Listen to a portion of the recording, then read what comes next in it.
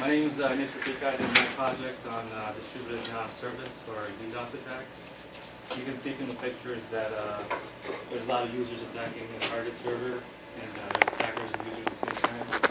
And in the other picture, you can see that the attacker is using zombie handlers and getting the zombies to attack for them. And I'll go over that in a little bit. So what is a DDoS? A DDoS is essentially many people attacking a computer or a network at once. Regular DOS is just one attacker.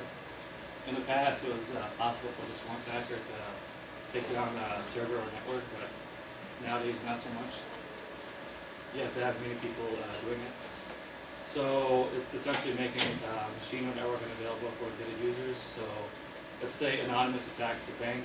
Bankers can use a website. The DDoS is successful. So obviously you require many people to participate, and it's essentially the same as pressing F5 on a website over and over and over, 1,000 times a second. This is how services get crippled. Whoa.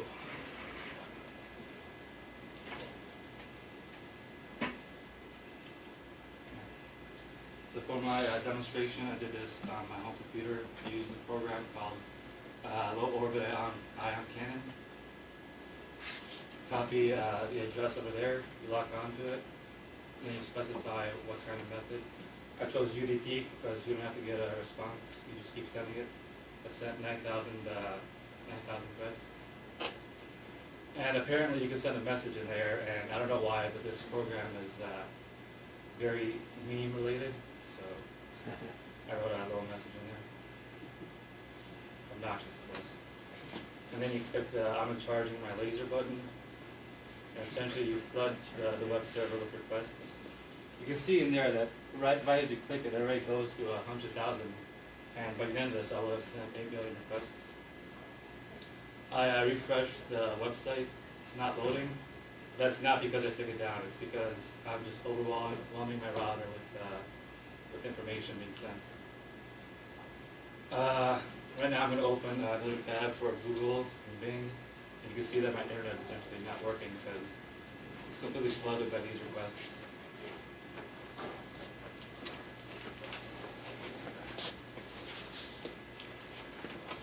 Well, Google tries, Bing crashes almost right away. So there's another reason to use Google.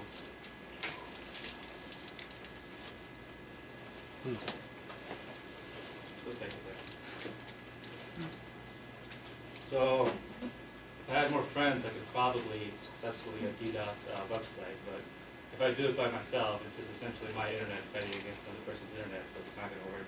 But you can see that I'm sending a lot of requests to the point where my internet just goes down. So are you sending requests to your IP address then? Is that what you're No, doing? I got my friend to host a web server. Okay, so you're, okay. Yeah, I read that. That's kind of stupid to just attack your own Right, well, yeah. So you can see there, 8 million requests get sent by the end of the video. Oops. So the program I use is Low Orbit Ion Cannon. It's some reference to a video game I don't get. Maybe some of you get it, I'm not sure. Essentially, computers recognize it as a virus when you install it. And I was looking at some threads online, and there's much discussion about whether it is harmful to a computer or not, because apparently getting jail time will be enough. During the Occupy movement and during the whole Julian Assange business that we talked about last week, DDoSing was a very popular form of attacking. That's how they took down several mainstream websites. So, as I just said earlier, there's no real defense. Just avoid making enemies, and you will not attack people doing DDoS attacks. And that's the end of the presentation.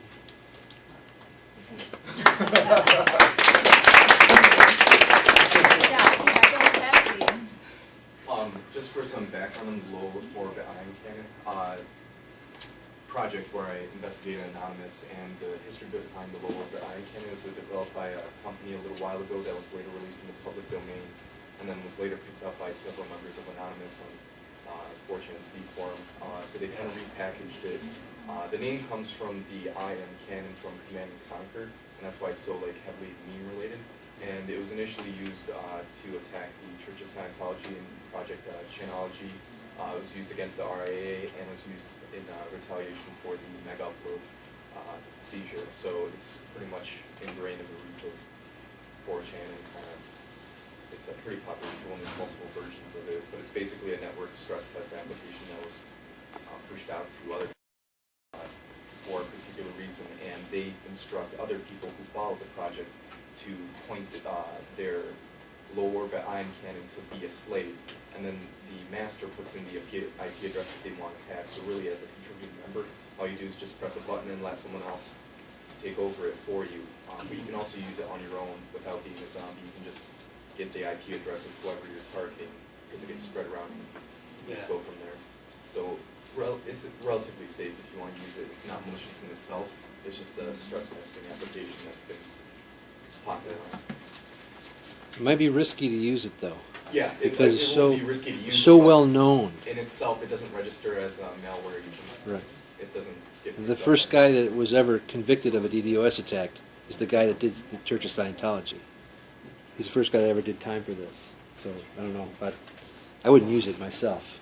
But The crime you get arrested for is not DDoSing.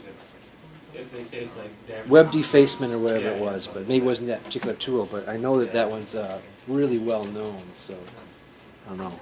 You want to make it easy for the whatever people that are looking for you. Yeah, that's good history. Good history. And also I have a story to share. It's a true story. About 2 years ago, there are 2 or 3 persons from another country. They launched the DDoS attack, and they recruited more than 1 million computers. I mean, they use them as the more than that. The network is called botnet, robot. It's botnet. If you type in botnet, they recruited more than 1 million computers worldwide and use them as the agent to launch such DDoS attacks. So it's a famous, case worldwide. Okay, very interesting. Nice topic. Good topic.